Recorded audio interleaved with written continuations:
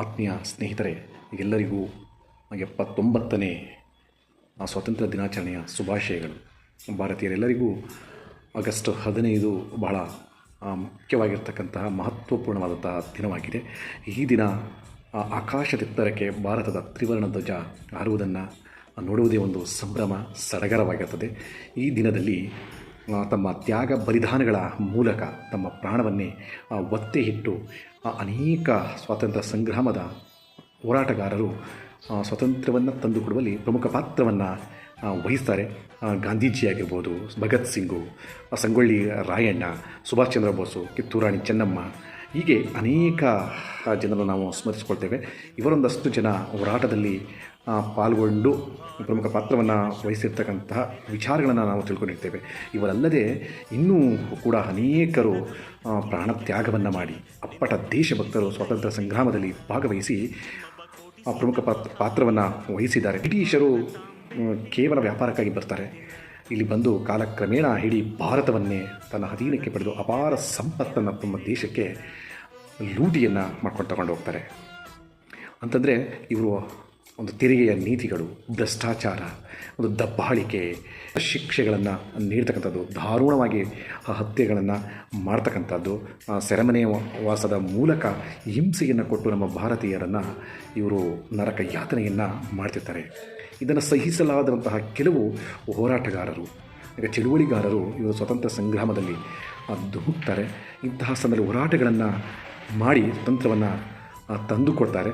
ಅದಲ್ಲದೆ ಇವರು ಅಲ್ಲದೆ ಇನ್ನೂ ಕೂಡ ಕೆಲವು ಮಹನೀಯರು ಈ ಒಂದು ಸ್ವಾತಂತ್ರ್ಯ ಸಂಗ್ರಾಮದ ಒಂದು ಕ್ರಾಂತಿ ಪುರುಷರಾಗಿದ್ದಾರೆ. ಅಂಥವರಲ್ಲಿ ಒಬ್ಬರಾದಂತಹ ಬಾಂಗ್ಲಾದೇಶದ ಚಿತ್ತಗಂಗಾ ಬಂಡಾಯದ ನೇತಾರ ಮಾಸ್ಟರ್ ದ ಅಂತಕ್ಕಂತಹ ಸೂರ್ಯ ಸೇನ್ ಅಂತಕ್ಕಂಥನು ಅಪ್ಪಟ ದೇಶಭಕ್ತನಾಗಿರ್ತಾನೆ. ಇವರು ಬ್ರಿಟಿಷರಿಗೆ ಟಾಂಗನ್ನು ಕೊಟ್ಟಿರ್ತಾನೆ. ಇವನು ಬಾಂಗ್ಲಾದೇಶದ ಚಿತ್ತಗಂಗದ ಮಪಾಡ ಎಂಬ ಗ್ರಾಮದಲ್ಲಿ 1894 ಮಾರ್ಚ್ 22ರಲ್ಲಿ ಇವನು ಜನಿಸ್ತಾನೆ. ಅಂದರೆ ಬಾಂಗ್ಲಾದೇಶ ಅಂದರೆ ಅಂದಿನ ಕಾಲದಲ್ಲಿ ಭಾರತದಕ್ಕೆ ಅಧೀನದಲ್ಲಿತ್ತು. ಅನಂತರ ಈ ಒಂದು ಬಾಂಗ್ಲಾದೇಶ ಏನಾಗುತ್ತೆ, ಬೇರೆ ಸಪ್ರೇಟ್ ಆಗುತ್ತೆ.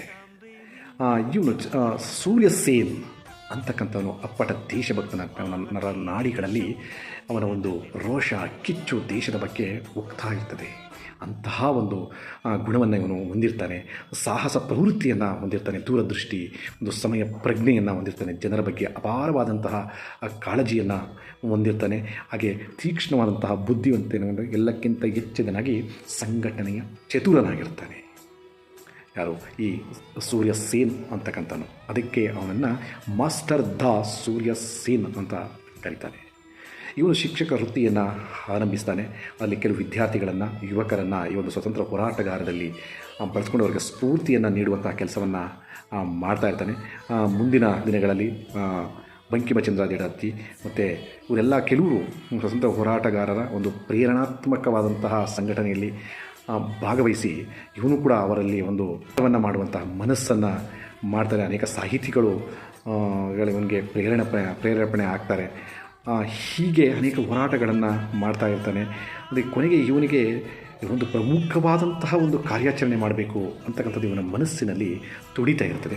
ಅದಕ್ಕೆ ಇವನೇನು ಮಾಡ್ತಾನೆ, ಇಂಡಿಯನ್ ರಿಪಬ್ಲಿಕ್ ಆರ್ಮಿ ಅಂತಕ್ಕಂತಹ ಒಂದು ಸೈನ್ಯವನ್ನು ಇವನು ಕಟ್ತಾನೆ. ಇದಕ್ಕೆ ಸಾವಿಗೆ ಅಂಜದವರೇ ಮುಂದೆ ಬನ್ನಿ ಎಂಬತಕ್ಕಂತಹ ಧ್ಯೇಯವನ್ನು ಇಟ್ಟು ಯಾರೂ ಸಾವಿಗೆ ಹಂಜುವುದಿಲ್ಲ, ಅವರು ಮುಂದೆ ಬಂದು ಈ ಒಂದು ಇಂಡಿಯನ್ ರಿಪಬ್ಲಿಕ್ ಸೈನ್ಯದಲ್ಲಿ ನೀವು ಸೇರಿಕೊಂಡು ಇದು ಸ್ವಾತಂತ್ರ್ಯ ಸಂಗ್ರಾಮದ ಹೋರಾಟದಲ್ಲಿ ಭಾಗವಹಿಸ್ಬೋದು ಅಂತ ಒಂದು ಕರೆಯನ್ನು ನೀಡ್ತಾನೆ. ಅನೇಕ ಮಹನೀಯರು ಇದರಲ್ಲಿ ಸೇರಿಕೊಂಡು ಒಂದು ಅದ್ಭುತವಾದಂಥ ಒಂದು ಕಾರ್ಯಾಚರಣೆ, ಬ್ರಿಟಿಷರಿಗೆ ಟಾಂಗನ್ನು ಕೊಡ್ತಕ್ಕಂಥ ಕೆಲಸವನ್ನು ಒಂದು ಸೂರ್ಯ ಸೇನ್ ಅವನ ಒಂದು ಮುಂದಾಳತ್ವದಲ್ಲಿ ನಡೀತದೆ. ಇಲ್ಲಿ ಸುಮಾರು ಜನ ಸೇರ್ಕೋತಾರೆ. ಇಲ್ಲಿ ಈ ಒಂದು ಕಾರ್ಯಾಚರಣೆಯನ್ನು ಮಾಡಬೇಕು ಅಂತ ಒಂದು ಪಕ್ಕ ಪ್ಲ್ಯಾನನ್ನು ಮಾಡ್ಕೊತಾರೆ. ಏನು ಮಾಡೋದು, ಎಲ್ಲಿ ಮಾಡೋದು, ಹೇಗೆ ಅಂತಕ್ಕಂಥ ವಿಚಾರ ಮಾಡ್ತಾ ಇರ್ತಾರೆ ಇವರ ಒಂದು ಆರ್ಮಿಯಲ್ಲಿ. ಆಗ ಇವರಿಗೆ ಮನಸ್ಸಿಗೆ ಹೊಳೆದಿರ್ತಕ್ಕಂಥದ್ದು ಈ ಬಾಂಗ್ಲಾದೇಶದಲ್ಲಿ ಆಗಿನ ಕಾಲದಲ್ಲಿ ಇರ್ತಕ್ಕಂಥ ಚಿತ್ತಗಂಗಾ ಅಂತಕ್ಕಂಥ ಒಂದು ಪ್ರದೇಶದಲ್ಲಿ ಈ ಬ್ರಿಟಿಷರು ಶಸ್ತ್ರಾಸ್ತ್ರಗಳನ್ನು ಸಂಗ್ರಹಣೆಯನ್ನು ಮಾಡಿರ್ತಾರೆ. ಎರಡು ಒಂದು ಪ್ರದೇಶಗಳಲ್ಲಿ ಚಿತ್ತಗಂಗಾದಲ್ಲಿ ಈ ಶಸ್ತ್ರಾಸ್ತ್ರಗಳನ್ನು, ಮದ್ದು ಗುಂಡುಗಳು, ಈ ಬಂದೂಕುಗಳನ್ನು ಸಂಗ್ರಹಣೆಯನ್ನು ಮಾಡ್ತಕ್ಕಂತಹ ತೊಡಗಿರ್ತಾರೆ. 2 ಪ್ರದೇಶಗಳಲ್ಲಿ ಅದು ಇರುತ್ತದೆ. ಆ ಒಂದು ಇದ್ರ ಮೇಲೆ ಅವ್ರಿಗೆ ಕಣ್ಣು ಬೀಳುತ್ತೆ. ಏನಾರ ಮಾಡಿ ಅದನ್ನು ನಾವು ಕಾರ್ಯಾಚರಣೆಯನ್ನು ಮಾಡಿ ಧ್ವಂಸಗೊಳಿಸಬೇಕು ಅಂತಕ್ಕಂಥದ್ದು ಇವರೆಲ್ಲರ ಮನಸ್ಸಲ್ಲಿ ಬರ್ತದೆ. ಅದಕ್ಕೆ ಸುಮಾರು 65 ಜನರು ಆ ಒಂದು ಕಾರ್ಯಾಚರಣೆಗೆ ಎಲ್ಲರೂ ಅಣಿಯಾಗ್ತಾರೆ. ಅಣಿಯಾಗಿ ಅದರಲ್ಲಿ ಅವರು ನಿರ್ಧರಿಸಿದಂತೆ 3 ತಂಡಗಳಾಗಿ ಅದನ್ನು ನೇತೃತ್ವವನ್ನು ವಹಿಸಿ, ಒಬ್ಬೊಬ್ಬರಿಗೆ ಒಂದೊಂದು ತಂಡದ ನೇತೃತ್ವವನ್ನು ವಹಿಸ್ತಾರೆ. ಗಣೇಶ್ ಪೋಷ್ ಅಂತಕ್ಕಂಥವರು ಒಂದು ತಂಡದ ನೇತೃತ್ವವನ್ನು ವಹಿಸ್ತಾರೆ. ಇವ್ರದ್ದು ಏನು ಕಾರ್ಯಾಚರಣೆ ಅಂತಂದರೆ, ಅಲ್ಲಿ ಇರ್ತಕ್ಕಂತಹ ಶಾಸ್ತ್ರಗಳನ್ನು ಸಂಗ್ರಹಣೆ ಮಾಡಿರ್ತಕ್ಕಂಥ ಪ್ರದೇಶವನ್ನು ಆಕ್ರಮಿಸಿಕೊಳ್ತಕ್ಕಂಥದ್ದು ಇವರ ತಂಡದ ಒಂದು ಉದ್ದೇಶವಾಗಿರುತ್ತದೆ. ಮತ್ತೊಂದು ತಂಡ ಲೋಕನಾಥ್ ಬಾಳ್ ಅಂತಕ್ಕಂತಹ ತಂಡ ಮತ್ತು ಅವರ ಸದಸ್ಯರು, ಅವರು ಕೂಡ ಎರಡನೇ ಇರ್ತಕ್ಕಂಥ ಸಶಸ್ತ್ರವಾದಂತಹ ಒಂದು ಕಾರ್ಯಾಚರಣೆಯನ್ನು ಮಾಡ್ತಕ್ಕಂಥದ್ದು ಇನ್ನೊಂದು ತಂಡದ ಒಂದು ಉದ್ದೇಶವಾಗಿರ್ತದೆ. ಹಾಗೆ 3ನೇ ತಂಡ ಅಂಬಿಕಾ ಚಕ್ರವರ್ತಿ ಅಂತಕ್ಕಂತಹ 3ನೇ ತಂಡ ಆಗಿರ್ತದೆ. ಇವರು ಈ ಹೊರಗಡೆ ಒಂದು ಜಗತ್ತಿಗೆ ಇಲ್ಲಿ ಏನು ಕಾರ್ಯಾಚರಣೆ ನಡೀತಾ ಇದೆ ಅಂತಕ್ಕಂಥದ್ದು ಸಿಗಬಾರದ ವಿಷಯ ಅಂತಕ್ಕಂಥದ್ದು ರಸ್ತೆಗಳನ್ನು, ರೈಲ್ವೆ ಹಳಿಗಳನ್ನು ಧ್ವಂಸ ಮಾಡ್ತಕ್ಕಂಥದ್ದು, ಟೆಲಿಫೋನ್ ಮತ್ತು ಟೆಲಿಗ್ರಾಫ್ ಕನೆಕ್ಟನ್ನು ಕಿತ್ತಾಕ್ತಕ್ಕಂಥ ಕೆಲಸಗಳನ್ನು ಮಾಡ್ತಕ್ಕಂಥದ್ದು 3ನೆಯ ತಂಡ ಆಗಿರ್ತದೆ.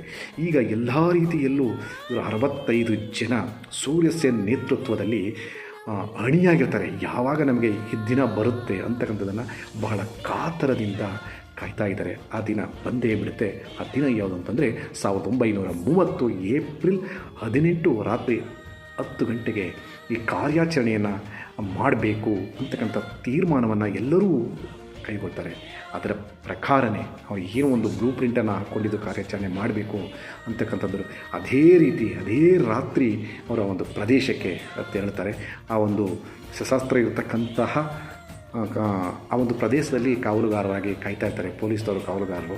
ಇವರು ಕೂಡ ಪೊಲೀಸ್ ಮಾರುವೇಷದಲ್ಲೇ ಅಲ್ಲಿಗೆ ಹೋಗ್ತಾರೆ.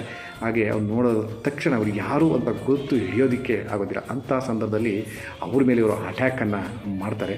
ಅವ್ರು ಏನಾಗ್ತಾರೆ, ಅಟ್ಯಾಕನ್ನು ಮಾಡಿದಂತಹ ಸಂದರ್ಭದಲ್ಲಿ ಅವರೆಲ್ಲರೂ ಕೂಡ ಪಲಾಯನವನ್ನು ಮಾಡಿ ಬೇರೆ ಕಿತ್ಬಿಡ್ತಾರೆ ಅವರೆಲ್ಲರೂ ಕೂಡ. ಅಂತಹ ಸಂದರ್ಭ ಇನ್ನು ಉಳಿದಂತಹ ಸದಸ್ಯರೆಲ್ಲ ಒಂದು ಜೈ ಬಲೋ ಭಾರತ್ ಮಾತಾ ಕಿ ಜೈ, ಒಂದೇ ಮಾತರಂ ಅಂತಹ ಒಂದು ಘೋಷವಾಕ್ಯಗಳನ್ನು ಕೂಗುತ್ತಾ ಆ ಸಂಗ್ರಹವಾಗಿರ್ತಕ್ಕಂತಹ ಮದ್ದುಗುಂಡುಗಳ ಶಸ್ತ್ರಾಸ್ತ್ರಗಳು ಆ ಒಂದು ಪ್ರದೇಶಕ್ಕೆ ಬಂದು ತಮಗೆ ಯಾವ ಒಂದು ಯುದ್ಧೋಪಕರಣಗಳು ಬೇಕಾಗಿರ್ತದೆ ಅವನ್ನೆಲ್ಲವೂ ಕೂಡ ಇವರು ಪಡ್ಕೊಳ್ತಾರೆ. ರೈಫಲ್ ಆಗಿರ್ಬೋದು ಮತ್ತು ಬಂದೂಕುಗಳಾಗಿರ್ಬೋದು ಎಲ್ಲವನ್ನ ಪಡ್ಕೊಂಡು ಇವರ ಒಂದು ಸಂತೋಷ ಮಾತ್ರ ಭಾಳ ಸಂತೋಷ ಇವ್ರಿಗೆ ಆಗಿರ್ತದೆ ಮೊದಲನೇ ತಂಡದವರಿಗೆ. ಅದೇ ರೀತಿ ಅದೇ ಸಂದರ್ಭದಲ್ಲಿ 2ನೆಯ ತಂಡ ಯಾರು ಲೋಕನಾಥ್ ಬಾಳ್ ಅಂತಕ್ಕಂಥವ್ರು ಇನ್ನೊಂದು ಪ್ರದೇಶದಲ್ಲಿ ಇರ್ತಕ್ಕಂತಹ ಒಂದು ಪ್ರದೇಶವನ್ನು ಕೂಡ ಆಯ್ಕೆಯನ್ನು ಮಾಡಿಕೊಂಡು ಅಲ್ಲೂ ಕೂಡ ಅವರು ದಾಳಿಯನ್ನು ಮಾಡ್ತಾರೆ. ಅಲ್ಲೂ ಕೂಡ ಇವರಿಗೆ ಇವನ್ನೆಲ್ಲ ಬಂದೂಕುಗಳು ಎಲ್ಲ ಸಂಗ್ರಹಣೆಯನ್ನು ಮಾಡಿಕೊಂಡು ಕೊನೆಗೆ 2 ಕಡೆ ಇವ್ರಿಗೆ ಬಂದೂಕುಗಳೆಲ್ಲ ಸಿಗ್ತವೆ. ಆದರೆ ಇವ್ರಿಗೆ ಒಂದು ಕೊನೆ ನಿರಾಶೆ ಆಗ್ತವೆ. ಅಂದರೆ ಅದು ಹೇರಳವಾಗಿ ಮದ್ದುಗುಂಡು ಎಲ್ಲೂ ಶೇಖರಣೆಯನ್ನು ಮಾಡಿರ್ತಕ್ಕಂಥದ್ದು ಇವ್ರಿಗೆ ತಿಳಿಯೋದಿಲ್ಲ. ಅದಕ್ಕೆ ಇವ್ರಿಗೆ ಏನು ಮಾಡ್ತಾರೆ, ಮದ್ದುಗುಂಡುಗಳನ್ನು ತೆಗೆದುಕೊಂಡು ಇವ್ರಿಗೆ ಬೇಕಾದಷ್ಟನ್ನು ಎಲ್ಲವನ್ನು ಈ ರೈಫಲ್ ಗುಂಡುಗಳನ್ನು ತಗೊಂಡು ಇವ್ರು ಏನು ಮಾಡ್ತಾರೆ, ಬೆಂಕಿಯನ್ನು ಹಾಕ್ಕೊಡ್ತಾರೆ. ಎಲ್ಲ ಹೊತ್ಕೊಂಡು ಹುರಿತದೆ. ಇನ್ನು 3ನೇ ತಂಡ ಏನಿದೆ ಅಂಬಿಕಾ ಚಕ್ರವರ್ತಿಯ ತಂಡ, ಈ ಒಂದು ಏನು ನಡೀತಾ ಇದೆ ಚಿತ್ರಗಂಗಾ ಒಂದು ಪ್ರದೇಶದಲ್ಲಿ ಅಂತಕ್ಕಂಥದ್ದು ಬೇರೆಯವರಿಗೆ ಹೊರ ಪ್ರಪಂಚಕ್ಕೆ ಗೊತ್ತಾಗಬಾರ್ದು ಅನ್ನೋ ಒಂದು ಉದ್ದೇಶದಿಂದ ಈ ಟೆಲಿಫೋನ್ ವೈರ್ಗಳು ಮತ್ತು ಟೆಲಿಗ್ರಾಫ್ ಈ ವೈರ್ಗಳನ್ನೆಲ್ಲ ಕಟ್ ಮಾಡಿ ಆ ಕಚೇರಿಗಳನ್ನೆಲ್ಲ ಧ್ವಂಸ ಮಾಡ್ತಾರೆ ಅದೇ ಪ್ರದೇಶದಲ್ಲಿ. ಹಾಗೆ ರಸ್ತೆಗಳನ್ನು ಕೂಡ ಯಾರೂ ಕೂಡ ಈ ಬ್ರಿಟಿಷ್ ಅಧಿಕಾರಿಗಳಿಗೆ ಬರಬಾರ್ದು ಅನ್ನೋ ಒಂದು ದೃಷ್ಟಿಯಿಂದ ರಸ್ತೆಗಳನ್ನೆಲ್ಲ ಕೂಡ ಧ್ವಂಸವನ್ನು ಮಾಡ್ತಾರೆ. ರೈಲ ಹಳಿಗಳನ್ನೂ ಕೂಡ ಎಲ್ಲ ಛಿದ್ರ ಮಾಡಿ ಈ ಒಂದು ಪ್ರದೇಶಕ್ಕೆ ಬರದೇ ರೀತಿ ಅವನ್ನೆಲ್ಲವನ್ನೂ ಕೂಡ ತಡೆಗಟ್ತಾರೆ. ಕೊನೆಗೆ ಈ ಒಂದು ವಿಷಯ ಆ ಬ್ರಿಟಿಷ್ ಸರ್ಕಾರಕ್ಕೆ ಗೊತ್ತಾಗುತ್ತೆ. ಗೊತ್ತಾದ ನಂತರ ಒಂದಷ್ಟು ಕೆಲವು ದಿನಗಳಲ್ಲಿ ಅವರು ಹುಡುಕೋದಕ್ಕೆ ಯಾರೆಂದು ಪತ್ತೆ ಮಾಡಿ ಪ್ರಯತ್ನವನ್ನು ಮಾಡ್ತಾರೆ. ಕೊನೆಗೆ ಪ್ರಯತ್ನವನ್ನು ಮಾಡಿದಂಥ ಸಂದರ್ಭದಲ್ಲಿ ಒಂದಷ್ಟು ಜನ ಇದರಲ್ಲಿ ಆ ಸೆರೆಮನೆ ವಾಸವನ್ನೂ ಕೂಡ ಅನುಭವಿಸ್ತಾರೆ. ಅಂತಹ ಸಂದರ್ಭದಲ್ಲಿ ಇವರಿಗೆ ಕೊಟ್ಟಂತಹ ಕಿರುಕುಳ, ಆ ನೋವು ನಿಜವಾದಕ್ಕೂ ಮರೆಯೋದಕ್ಕೆ ಸಾಧ್ಯವಿಲ್ಲ. ಅಂತಹ ನೋವನ್ನು, ಅಂಥ ಹಿಂಸೆಯನ್ನು ಈ ಒಂದು ಏನು ಇಂಡಿಯನ್ ರಿಪಬ್ಲಿಕ್ ಆರ್ಮಿಯ ಸದಸ್ಯರಿಗೆ ಕೊಡ್ತಾರೆ. ಕೊನೆಗೆ ಅವರೆಲ್ಲರನ್ನೂ ಕೂಡ ಗಲ್ಲಿಗೇರಿಸ್ತಾರೆ. ಕೊನೆಗೆ ಇನ್ನು ಒಬ್ಬರು ಮಾತ್ರ ಉಳಿತಾರೆ, ಅವರೇ ಮಾಸ್ಟರ್ ದಾ ಅಂತಕ್ಕಂತಹ ಸೂರ್ಯಸೇನ್ ಅವರು. ಅವರ ಬಾಯಲ್ಲಿ ಯಾವಾಗಲೂ ಭಾರತದ ಬಗ್ಗೆನೇ ಭಾರತ ಘೋಷವಾಕ್ಯಗಳೇ ಬರ್ತಾ ಇರ್ತವೆ. ಭಾರತ್ ಮಾತಾ ಕಿ ಜೈ, ಒಂದೇ ಮಾತರಂ ಅಂತಕ್ಕಂಥ ಒಂದು ಘೋಷವಾಕ್ಯ ಬರ್ತಾ ಇರ್ತಾರೆ. ಆದರೆ ಇಂದು ದಿನ 1934 ಜನವರಿ 12ರಂದು ಇವರನ್ನು ಭಾಳ ಹಿಂಸಾತ್ಮಕವಾಗಿ ಇವರನ್ನು ಗಲ್ಲಿಗೇರಿಸ್ತಾರೆ. ಅದೇ ಇಂದು ದಿನ ಅಂದರೆ ಜನವರಿ 11ನೇ ತಾರೀಕು ಇವರು ಭಾರತದ ಬಗ್ಗೆ ಮಾತನಾಡಬಾರದು, ವಾಕ್ಯಗಳನ್ನು ಹೇಳಬಾರದು ಅನ್ನೋ ಒಂದು ದೃಷ್ಟಿಯಿಂದ ಅವರ ಹಲ್ಲುಗಳನ್ನು ಕಿತ್ತಾಕ್ತಾರೆ, ಹಿಂಸೆ ಕೊಡ್ತಾರೆ. ತುಂಬ ದಾರುಣವಾಗಿ ಇವ್ರನ್ನ ನಡೆಸ್ಕೊಡ್ತಾರೆ. ಅಂಥ ಚಿತ್ರ ಹಿಂಸೆಯನ್ನು ಇವರು ಕೊಟ್ಟು ಅವರು ಹುತಾತ್ಮರಾಗ್ತ ಆಗ್ತಾರೆ. ಇಂತಹ ಮಹಾನ್ ವ್ಯಕ್ತಿ ಸೂರ್ಯ ಸೇನ್ ಅವರು. ಅಂಥವರು ನಮಗೆ ಕೆಲವ್ರು ಮಾತ್ರ ನಮಗೆ ಗೊತ್ತಿರ್ತದೆ. ಇಂಥವ್ರು ಸಾಕಷ್ಟು ಜನ ಈ ಒಂದು ಸ್ವಾತಂತ್ರ್ಯ ಸಂಗ್ರಾಮದ ಹೋರಾಟದಲ್ಲಿ ಕಿಚ್ಚನ್ನು ಹಬ್ಬಿಸಿ ತಮ್ಮ ಪ್ರಾಣ ತ್ಯಾಗವನ್ನು ಮಾಡಿರ್ತಕ್ಕಂಥದ್ದು ಎಷ್ಟೋ ಮಹನೀಯರಿದ್ದಾರೆ. ಅದಕ್ಕೆ ನಾವು ಇತಿಹಾಸವನ್ನು ಓದಬೇಕು. ಆ ಸ್ವಾತಂತ್ರ್ಯ ಸಂಗ್ರಾಮದಲ್ಲಿ ಇನ್ನೂ ಕೂಡ ಅನೇಕ ಜನರು ಇರ್ತಾರೆ. ಇವರ ವಿಚಾರವನ್ನು, ಇವರ ತ್ಯಾಗ, ಇವರ ಬಲಿದಾನ, ಇವರು ಪಟ್ಟಂತಹ ಅಂದಿನ ದಿನಗಳಲ್ಲಿ ಕಷ್ಟಗಳು, ನೋವುಗಳನ್ನು ನಾವು ತಿಳ್ಕೊಬೇಕಿರುತ್ತೆ. ಇವರು ಅಂದು ದಿನ ತ್ಯಾಗ ಮಾಡಿದರ ಫಲವೇ ನಾವಿಂದು ಸ್ವಾತಂತ್ರ್ಯವನ್ನು ಭಾಳ ಖುಷಿಯಾಗಿ ಸಂತೋಷವಾಗಿ ನಾವು ಭಾರತದಲ್ಲಿ ಬದುಕನ್ನು ಕಟ್ಟಿಕೊಂಡು ನೆಮ್ಮದಿಯಾಗಿ ಬಾಳ್ತಾ ಇದ್ದೇವೆ. ಇನ್ನಷ್ಟು ಒಂದು ನಾಯಕರ ಬಗ್ಗೆ ನಾವು ತಿಳ್ಕೊಳ್ಳೋಣ, ಅವ್ರ ಬಗ್ಗೆ ವಿಚಾರಗಳನ್ನು ತಿಳ್ಕೊಂಡು ನಾವೆಲ್ಲರೂ ಕೂಡ ಅದ್ರ ಬಗ್ಗೆ ಅದನ್ನು ಅನುಸರಿಸೋಣ ಅಂತ ಹೇಳ್ತಾ, ಈ ಅಪ್ಪಟ ಬಂಡಾಯದ ಚಿತ್ತಗಂಗ ಬಂಡಾಯದ ನೇತಾರ ಮಸ್ತರ್ ದ ಸೂರ್ಯ ಸೇನ್ ನಿಜಕ್ಕೂ ಒಬ್ಬ ಅಪ್ಪಟ ದೇಶ ಪ್ರೇಮಿ, ಅಂದುಕೊಂಡಿದ್ದನ್ನು ಸಾಧಿಸಿದಂತಹ ಮಹಾನ್ ಚತುರ ಅಂತ ಕರೀಬೋದು. ಅಂತಹ ವ್ಯಕ್ತಿಯನ್ನು ನಾವು ಇಂದು ಸ್ಮರಣೆಯನ್ನು ಮಾಡ್ಕೊಳ್ತಕ್ಕಂಥದ್ದು ನಮ್ಮೆಲ್ಲರ ಜವಾಬ್ದಾರಿ ಆಗಿರ್ತದೆ. ತಿಳ್ಕೊಂಡು ಎಲ್ಲರಿಗೂ ಕೂಡ ಧನ್ಯವಾದಗಳು. ಜೈ ಹಿಂದ್, ಜೈ ಕರ್ನಾಟಕ ಮಾತೆ.